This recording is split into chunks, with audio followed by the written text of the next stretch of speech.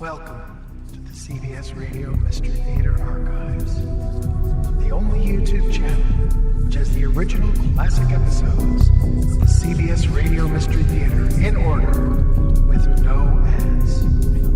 Thank you for listening, and now, enjoy the show.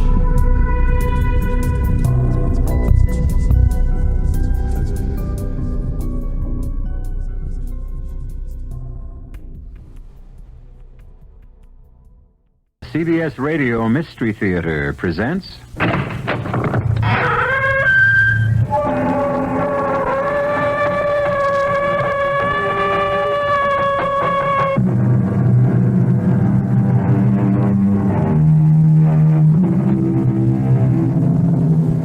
Come in. Welcome. I'm E.G. Marshall. New York is a city of subways. Old, new, in construction, and projected. And of the masses of people who ride them daily, commuting to and from work. This is the story of an old and battle-scarred subway user, and a new spur line opened at last. And as usual, too late to achieve its objective, relieve congestion. But it did bring Alvin Frieburger a strange and wonderful freedom from the grinding daily tragedy of a life not worth living. What's the matter, Al? You got an itch or something? We're getting near 35th and Neely. I'm not passing it again. This subway doesn't stop at that station. Why? How do I know? There's got to be a reason. So how come the conductor doesn't know? It's a brand new line. Call the transit authority. I didn't get a chance. I got to know the truth about it just the same. Here it comes, 35th and Neely. This time I got to know. What are you going to do? Stop the train. I'm going to get off. Are you crazy or something? Alvin, stay away from that emergency. What are you trying to do? Careful,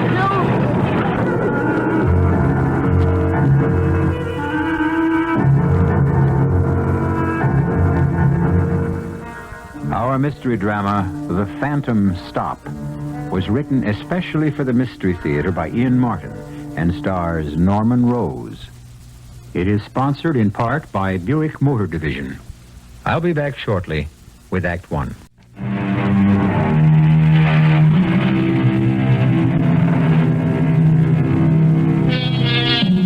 Al Frieburger and Marvin Schreiber shared the same treadmill. They both worked for Goldman Incorporated. Al is a pattern maker, Marv is a cutter. They both rode the subway morning and night. They both shared the same two-family house in Flushing, owned by Marvin. But of the two, Marv was the lucky one. When he came home, he came back to love and affection.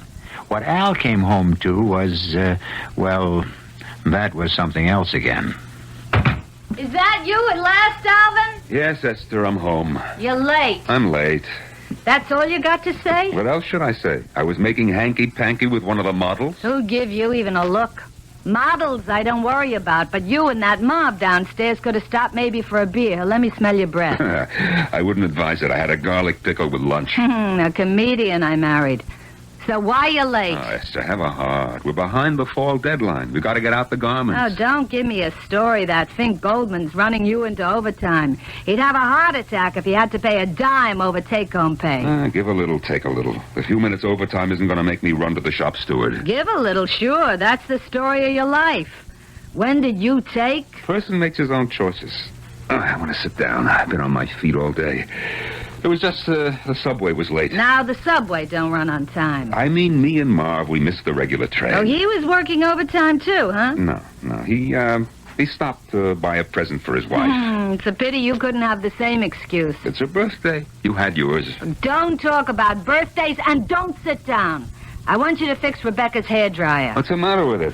Would I ask you if I knew it doesn't work? Well, couldn't she let her hair dry with God's own air for once? What, in curlers? She don't mind in the morning. Every time I eat a shredded wheat, I look up at her and think, what am I doing eating one of your sister's curlers? Hey, how come she don't wear her hair straight all the time?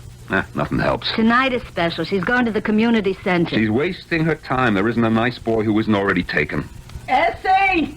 Is that Alvin at last? Yeah, he just walked in. Well, tell him to run down to the drugstore store, get me some glow prunes. Couldn't she go down to get it herself all day? All she does is sit. A lumbago is bothering her. Maybe she's just waking up to what she is, a big pain in the... Is he going? I run out of hair set and I'm only half curled. Half boiled is more like it. Is that any way to talk about your own flesh and blood? She's your sister. Are you going down to the drugstore or not? Yes. Glow prune, right? Now, you might as well get the giant can. Then you can fix the hairdryer. Should have been a barber. The things I could do with a razor. Come on. Rebecca's waiting. When I get home, can we eat? Oh, just like a man. The only thing on his mind is his stomach. To tell the truth, limping down the drugstore, the only thing on my mind was my sister-in-law. Except maybe my wife. And the razor. The things that go through a man's mind, it would frighten you. What you could settle with one simple stroke. All day long at the shop, the boss screams at me. And then at night and weekends, I got my wife and her sister yelling at me. Oh, it's not like it used to be in the old days. With Sarah, my first wife. With Sarah, when I got home, it was altogether different. Hello, Shotzi. Hello, sweetheart. Come into the living room and sit down.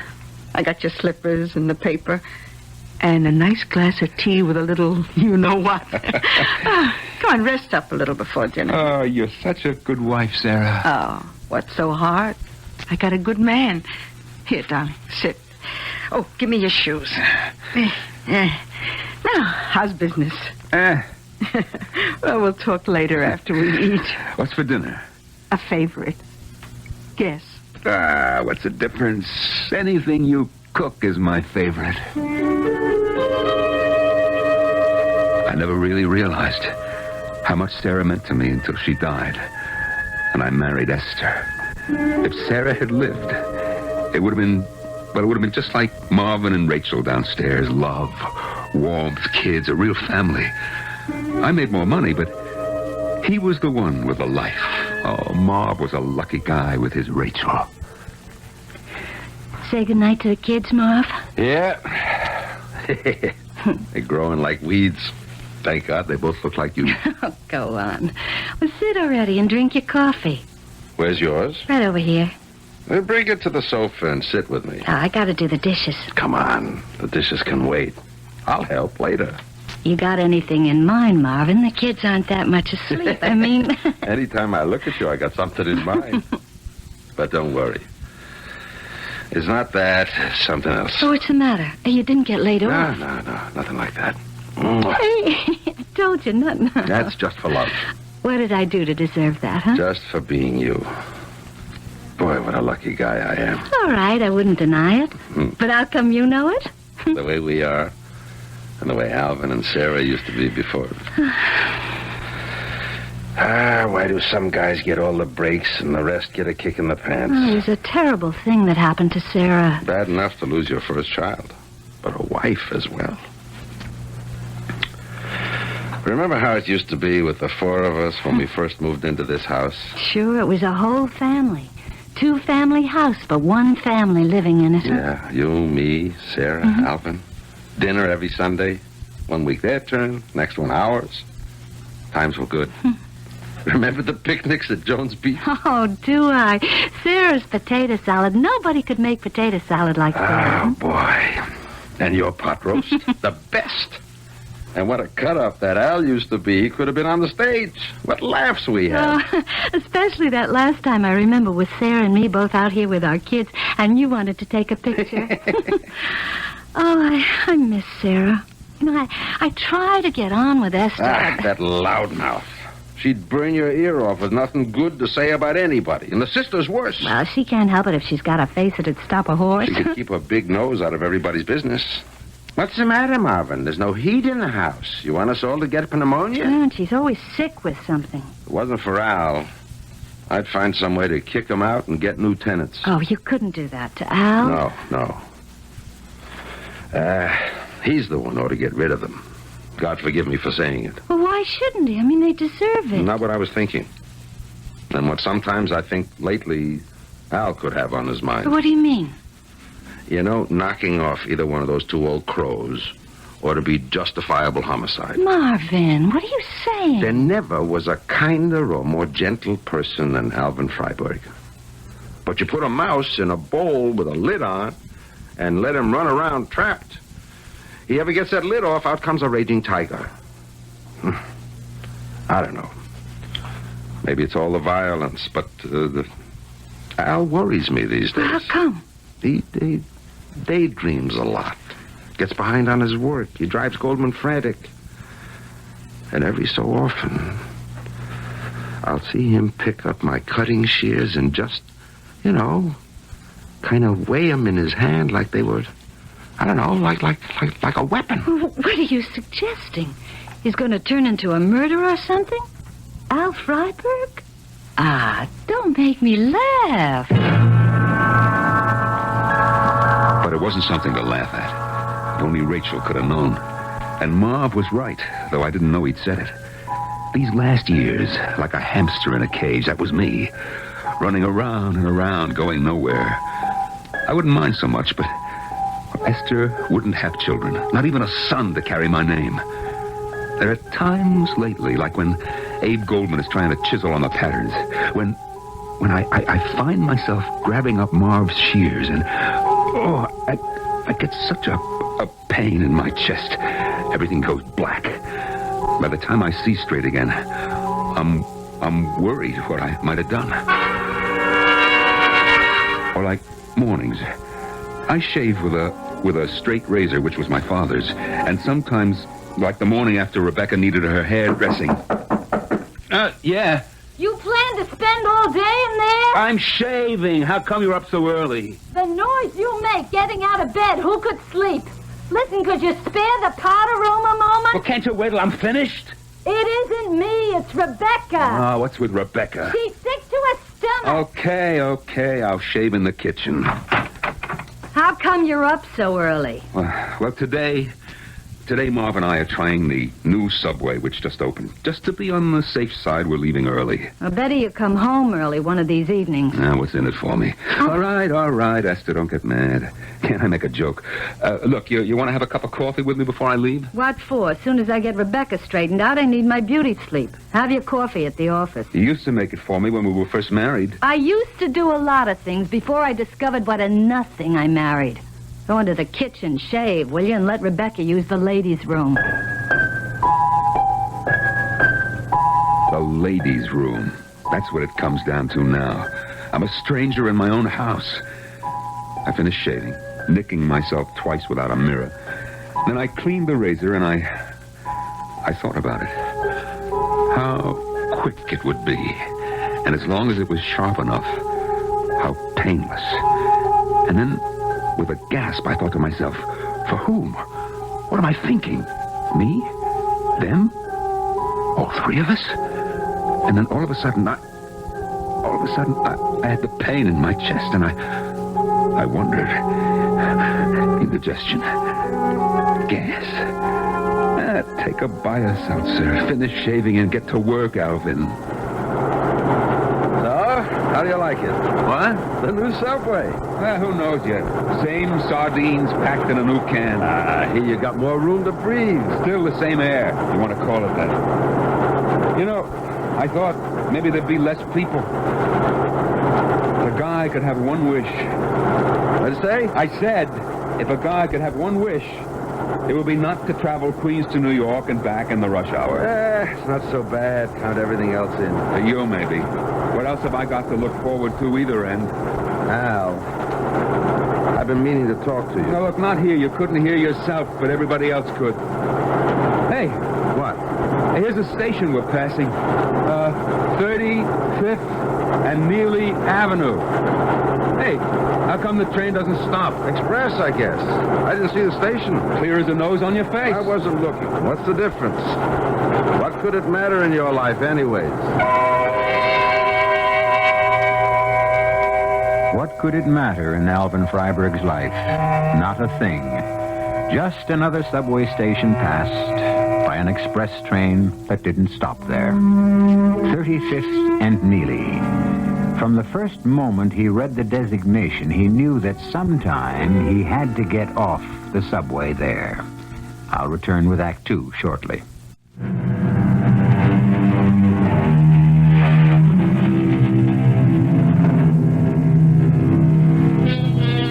It wasn't a good day in Alvin Frieburger's life. The patterns for the new styles were hard to work out. 70 yards of cloth on a bolt. You have to lay out the patterns so that you waste the least amount of material. If you're a first-rate firm, you don't cut corners. But if you're just an ordinary firm and times are hard, there's a little temptation to shortchange. I can't do it, Mr. Goldman. Are you telling me I brought you up in the business? So we'll be a little tight with the seams. We'll still make up. A little tight? Look, here under the arms and on the sides. A woman buys the wrong size, so she takes a deep breath and the seams go... That's her problem.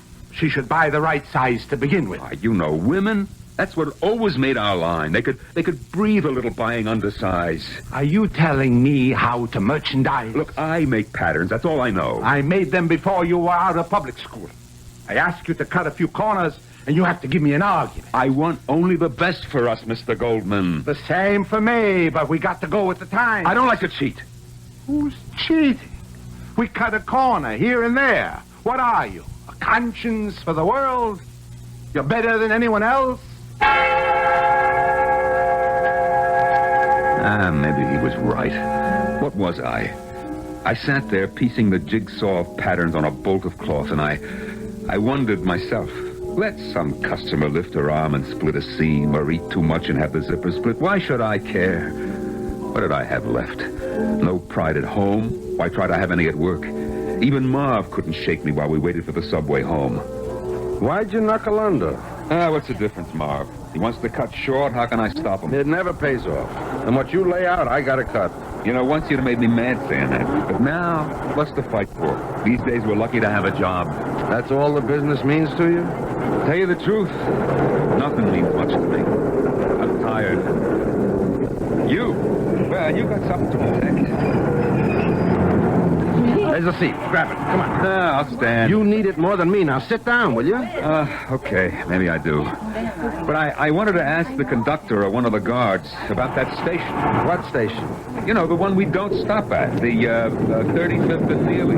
Who cares? Me. Why? I don't know. Just something crazy. You wouldn't remember. What wouldn't I remember? I could tell you, but what do I want to do? Broadcast a secret at the top of my lungs? Wait till we're home. Okay. It's hard to hear you anyway. Read your paper. I sat a little while with my eyes closed. The pain was in my chest again, right through the back. The racket of the subway seemed very far away. And then I glanced at the paper in my lap, just to skip over the headlines. General Charles de Gaulle takes over premiership of France. So let him, what do I care? What? De Gaulle? But he's dead. He's long dead. I look again at the newspaper. The date.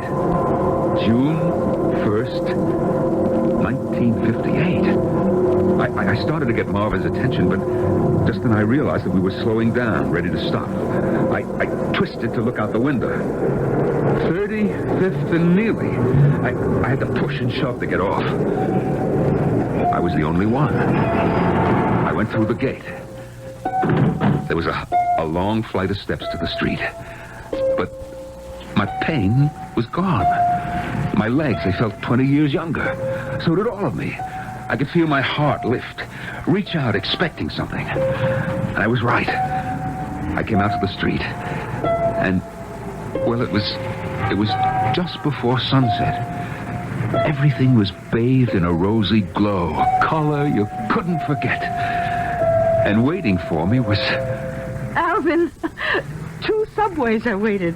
I thought maybe you'd missed your train. You know the rush hours, Sarah. But why should you wait for me? Why does any woman wait for her man? Love. Besides, I was shopping near here at the market, so Why not give you a surprise? Here, let me have the bag. Yes, sir. I'll carry it. Hey, this is the old neighborhood. Why so surprised? 35th, all right. But, Neely, that's not near us. Oh, it's a new subway. So it's a little longer walk than the old stop. What's the difference when a person is young? The way I feel. So, why do we have to stand talking so much? Come on, let's go home. Yeah, home. Yeah. Give me your hand. Let's just walk like we used to. You know, I don't know what's so good tonight. It seems so special. Oh, it is special. What's for dinner? I shouldn't tell you. I should just surprise you. So, surprise me. Maybe I won't if you sound so indifferent. Who's indifferent? Oh, well, you'll find out anyway. It's strawberry blintzes with sour cream. You want to leave me for another woman? I want to take you in my arms right here on 33rd Street and hug you. Oh, you better not. I'll call the cops.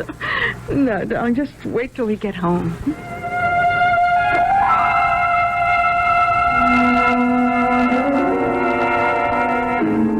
You want coffee or a glass of tea? I just want you. Come on, sit by me on the couch. Oh, I'm not sure I could trust you. There's more than one kind of love, Sarah. This is just old people, quiet, just to touch, to know, to feel that you're there. And I'm next to you. Come on, sit. Maybe just a little. Because you have to go. What do you mean? How come I have to go? Don't ask questions, Alvin. Just take what we got. But this is my home. I'm not leaving. You have to leave. Answer me one thing first. Anything.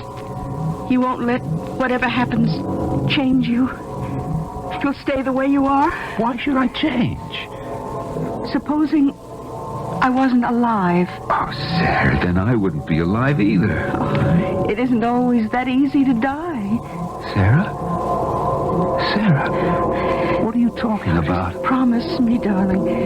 If anything happens, just keep on being my same loving, kind, gentle Alvin. What crazy talk is this? I'm Alvin Frieburger. I'm 30 years old. If I don't know what I am now, I'm in sad condition. I'm only thinking of the future. Oh, the devil with the future. We're living now. That's just the trouble, my darling.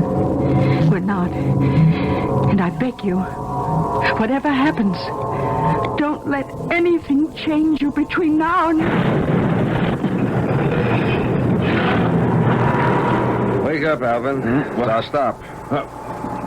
We gotta get off the subway. But I already did. I mean, when we stopped at 35th. Come on, Alvin. You've been sound asleep since we left Manhattan. Let's get it out of the sling and on the way.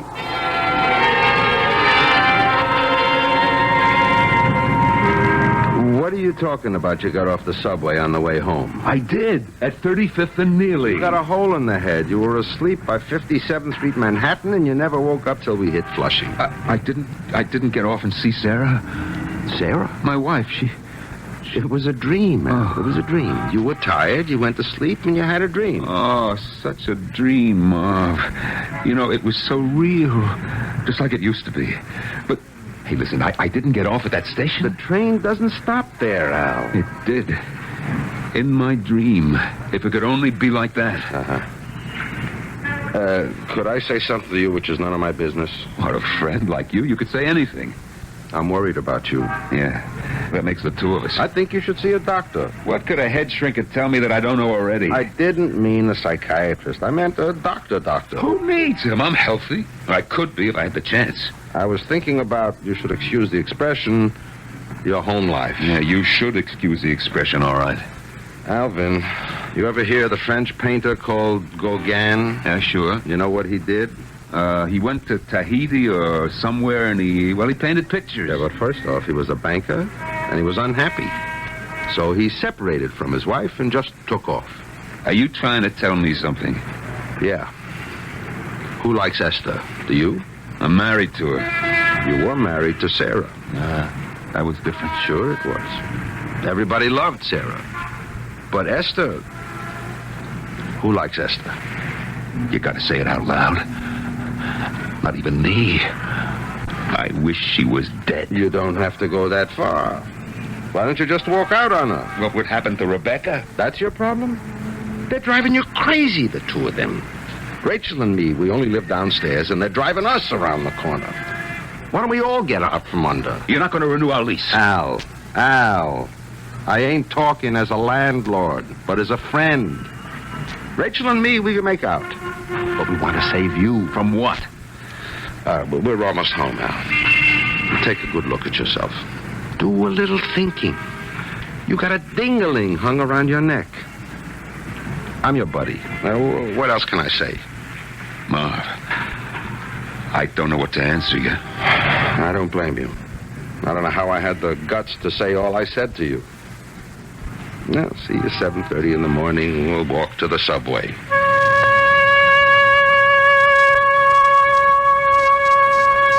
After Marv went in, I waited a moment in the dark.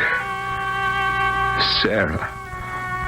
Or was it a dream? I had a crazy notion that grew more real as the pain in my chest started up again. That I could go back there. All I had to do was stop the train and get off at 35th and Neely. Except I had to fix everything right to leave behind. A man can't just walk out on everything like that fella Gauguin. He was a genius.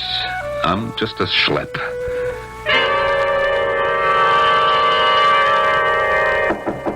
Yeah. Alvin, you in there again? What are you doing? I'm shaving. 10 o'clock in the night and you're shaving? I'm coming in. So come in, the door's open. What are you shaving this time of night? Well, the morning traffic gets so heavy, I thought maybe I'd take a load off of it. I don't understand you, Alvin Frieburger. Well, say something. What am I to say? I don't think you ever did. What? You asked me to say something, I said it. I didn't ask to be insulted. Who insulted? You said I didn't understand you. Well, you think you do? Oh, I certainly don't understand a man shaving 10 o'clock at night and tying up the only bathroom in the house. I shave in the morning. I'm in the way, too. What should I do? Shave at the garment house? You don't have to make a thing. Who is making a thing? You are. I was just trying to make things easy. Don't give me that, Alvin. You just try to make things a problem because me and Rebecca haven't ever been good enough for you. Did I ever say that? Well, it's what you think. Sarah, she was so great. Your first wife, nobody could live up to her. You leave Sarah out of Who this. brought her in? I didn't. Don't try to fool me. Ever since we were married, you compared the two of us. Esther, that honestly is not true. Don't try to pull the wool over my eyes. I know what I know. And let me tell you something, Alvin Frieburger. Your first wife was a nothing. If you had stayed with her, you'd still be a gopher for Mr. Goldman, running errands, getting coffee, pushing dress racks, a 40-year-old office boy without my connections and my family, so don't you ever forget it. That isn't true. I was a cutter before you were... Don't make me laugh. With that Sarah soft in the head about how great you'd be, she couldn't see a future in any dress cut. Alvin, don't hold that razor like that. Alvin, what are you thinking about? Don't you ever mention Sarah's name to me again. Don't you ever... Alvin, are you crazy or something? I was just trying to bring you to your senses. Now, don't take offense about Sarah. Sarah's been dead for 16 years. Get out. Get out. Get out! You leave me alone. You and Rebecca, you leave me alone. Or I don't know what I'm going to do. What are you, a crazy man or something? Right at the moment, I'm yes. Well, what made you like You and your nagging sister, you get out! For the first time in her life, Esther knuckled under to me. She fled from a bathroom in terror. And as she slammed the door shut behind her, I stopped in terror myself because I realized that I had advanced on her with the razor in my hand, held like a weapon. I couldn't kid myself that I didn't want to use it against her and her sister. And suddenly, all alone, I started to shake from head to foot. What had I become? Because I knew that I was near the end of control. And if something didn't happen, I would lose my mind. My mind and destroy both of these women as surely as they had been destroying me day by day for the last 15 years.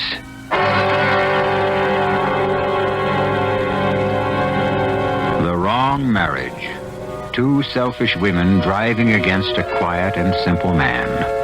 The day-by-day deterioration of what had once been a human relationship is as devastating as the Chinese water torture, and as inescapable without violent reaction or some miracle to end it. Which is the deciding factor? I'll be back with that solution shortly when I return with Act 3. The dictionary definition of tragedy is the downfall or destruction of some great or noble figure because of some flaw or fatal weakness. But surely the fate of a simple man living a life of quiet and utter despair, misunderstood, unappreciated, and starved for a kind of love he had once known, is just as tragic. And when he finds himself with his back to the wall, how desperate might he become? Let's watch Alvin Frieburger, who might be you, or I, or any of us who sees no hope of escape. Let's watch him face his problem and find its solution. The next day, I woke up early, even earlier than usual, with a gut feeling that I'd reached the end of my rope. Just like any other morning, Esther snoring like a walrus beside me. Same heavy feeling in my chest. Why should it surprise me? My heart was dead already 15 years. I turned off the alarm clock, checked the time automatically, and went into the bathroom. Half an hour early. I reached for my razor. All of a sudden, I'm thinking, what kind of a fool are you? You shaved already last night. Then I said to myself, Alvin, you know that. So what are you doing with a razor in your hand? I knew I didn't have to ask that question. I was desperate. Who was I kidding? I couldn't face another day the way I lived. Even without hearing them, Esther's snores were sounding in my ears. I could hear Rebecca's whine. What would she have today? An ulcer, arthritis, indigestion, or something which wouldn't have a name? Anything to drive her to a doctor so he could reassure her, or try to. And the razor would end all this. I was like a man walking in his sleep. With the razor in my hand, I walked into the bedroom. Alvin, it's 6 o'clock. What are you doing up? I couldn't sleep. What's the razor for? You got 5 o'clock shadow in the morning? That's the first joke you ever made. Who cares about jokes this hour? What's the razor for? Huh? I don't know. I don't know. I don't know. I forgot. I shaved last night, I guess. Well, put it away and come back to bed, huh? Yes, Esther. I don't know what came over me all of a sudden. Well, just come back to bed and don't wake up the whole house. I don't feel sleepy. Maybe I'll make a cup of coffee, I don't understand you. But do what you want. As long as you don't wake up Rebecca and me, I couldn't care less. I couldn't care less. I don't understand you. It was all there in those 2 sentences. And the coffee was bitter, no matter how much sugar I dumped in, and so was my life. It's the way a good half of the world, maybe more, live. An hour and a half later, walking to the subway, how different could I feel? Except that Marv was a friend, and with him I could talk a little. Hey, nice brisk morning, huh? Well, what's a good word? You should know me by now. I wonder you even bother to walk to the subway with me. What are you giving me, Al Frieburger? 25 years we're friends. Why would I walk out on you, huh? I ain't the same man I once was. Look, when was the last time you saw a doctor? I don't know, 3, maybe 4 years. You ought to have a checkup. What for? Who cares? Anyway, My regular doctor died a couple of years ago. A person our age should have a checkup once a year. Stay alive? What else? Supposing you get to the point where you don't care, huh? Oh, that pins it. I'm going to make an appointment with my doctor to see you. Don't waste the time. I'm ready to waste more than that. You'll see him if I have to drag you there. We'll go at lunchtime. Don't give me any arguments. I'll pay just for my own peace of mind. Look, Marv, you're a good friend, okay? Okay, I'll see your doctor, but, he can't help me. And we got one thing straight. I pay. Come on, we're at the subway.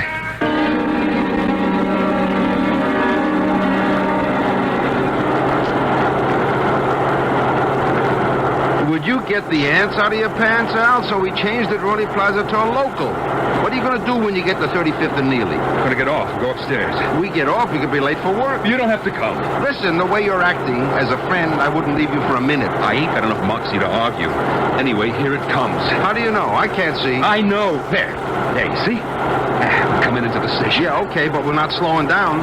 What? We gotta slow down. This is a local. Some train has got to stop here. Maybe there's some other local, but this one isn't going to stop. Marv, there is a station there, isn't there? Sure. It says 35th and Neely, don't it? Yeah, that's what it says. Or said. We're already past it. For some reason, trains just don't stop there. But I told you last night. That was a dream, Alvin. I was standing right over you, and we passed right through as usual. You didn't get off. Nobody got off. Whatever this station is, there just isn't a train that stops here. I didn't feel well that morning. My mind wasn't working properly, or I might have thought of calling the transit authority. But everything I did was automatic. I laid out my patterns, and then at lunch, I went to the doctor with Marvin leading me by the hand like I was a baby. It was nearly quitting time before I got back from the doctor, and Goldman was fit to be tied. So, what are you going to claim now, Alvin? Seniority? You take almost the whole afternoon off without a word? Well, I was to the doctor. Doctor? You couldn't see him on your own time? Maybe it was your head that needed examining. Look what you did here. And your friend Marv already cut, so what can we do?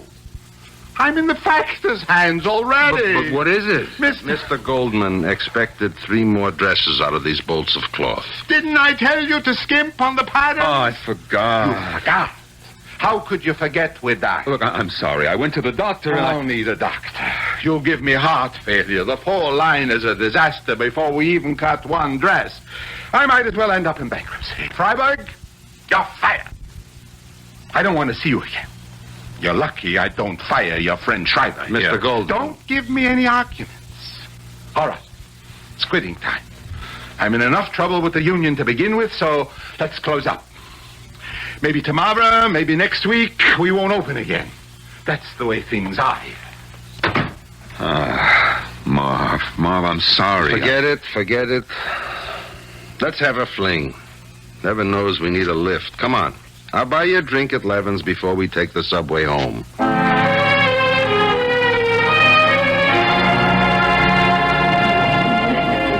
Well, l'chaim. I don't know what I'm wishing you good luck for, the way it goes. That don't matter. I'll get the severance pay, some pension. And the beauty part, the insurance. What insurance? The life insurance. That should take care of Esther and Rebecca. What are you talking about, life insurance? You made me see the doctor, huh? So? What did he say? Yeah. I got a something I ain't sure I know how to tell you. Ventricular fibrillation. The doctor wanted I should go in the hospital right away. So why didn't you? Well, I ate up all the money in hospital bills. I'll go home. I'll rest. I haven't got a job anymore. Rest with Esther and Rebecca? I'll give it a try. Thanks for the drink. You wouldn't believe, Marvin, a glass of whiskey could make me feel so good. Come on, let's go home. Over Marv's protests, we got into the subway. I did feel good. Like I was young again. Like I didn't care. And I had this crazy idea I was going to try. Because the possibility to find out would never come around again. A I'm not going to pass it ever again. The subway don't stop at this station. Why not? What do I know why not? There's got to be a reason. So how come the conductor doesn't know? It's a brand new subway, Al. Call the transit system. I never had the chance. Just the same, here it comes. 35th and nearly. This time I gotta know. Alvin, wait. I gotta know! Are you out of your mind? I gotta find out! Why don't the doors open? You can't open these. I'll get out between the cars. Wait! Wait, Alvin, wait! Hold it, Alvin, hold it! Just a minute, mister. What's going on here? You pulled the emergency brake? No, it was my friend.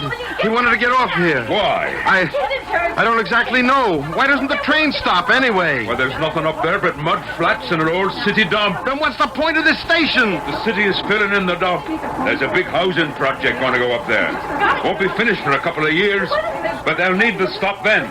Come on, we got to pick up your kooky friend. He can't get out of here. It's all blocked up. You're going to arrest him? Sure. He could have caused a panic. I've got a lot of people hurt. What's the matter with him anyway? I don't think I could explain to you, officer. Except, it's his heart.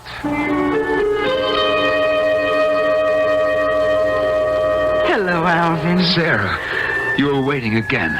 Well, this time I knew what subway you'd be on. Come, my darling. Let's go home. That's all I want. That's what you got. This time, for good. See? I told her there was no way out. Oh, what's he lying there for? He get fits or something? No. He, just hasn't been well lately. What? Hey, you ain't just whistling, Dixie. I'm sorry to tell you, mister, but your friend is dead. Heart attack, huh? Yeah, something like that. I wonder. What do you mean? I hope he found what he wanted. And, for the record, guard, there's no doubt. It was his heart.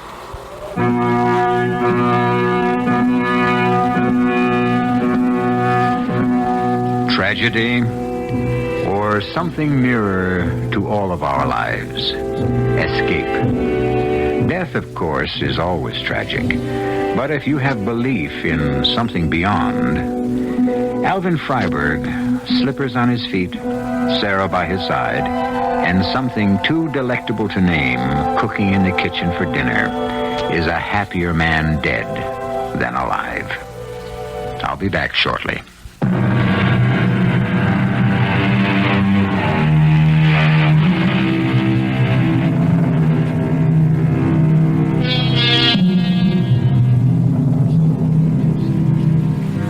It was Elizabeth Barrett Browning who wrote, "I love you with the breath, smiles, tears of all my life." Alvin Frieburger could never have expressed himself so well, but beyond question, he felt as deeply for his Sarah as Elizabeth Barrett felt for Robert Browning. The quiet, unnoticed ones love as deeply and perhaps more securely than the great or famous. Let this be Alvin's epitaph and the end of his story. Our cast included Norman Rose, Nat Polen, Carol Teitel, and Bryna Raeburn. The entire production was under the direction of Hyman Brown. And now, a preview of our next tale. But, John, this is the only time we can call Windandingo, at midnight. It's the only time he's able to hear the voice of mortal man. And the clock just struck. Listen. He's here. That's his voice. Jay, that's just an eagle way off. Listen. Will you go back to sleep? Who's that? Sounds like Enoch Frazier. Get him out of here. He's come to kill me. Enoch must be having nightmare. Don't let him. Let me go. Let go. Oh, Enoch does drink an awful lot. Don't kill me. No, it's Windandingo, all right. And justice is being done. What? I didn't think Enoch's crimes were that serious.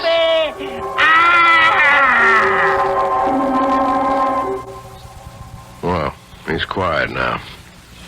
He's dead. Radio Mystery Theater was sponsored in part by Anheuser-Busch Incorporated, brewers of Budweiser.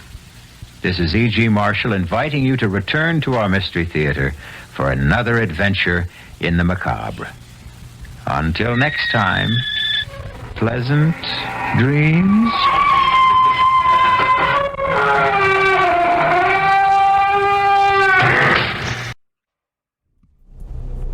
I hope you enjoyed this episode of CBS Radio Mystery Theater. If you've enjoyed this and want to hear more, please subscribe to this channel.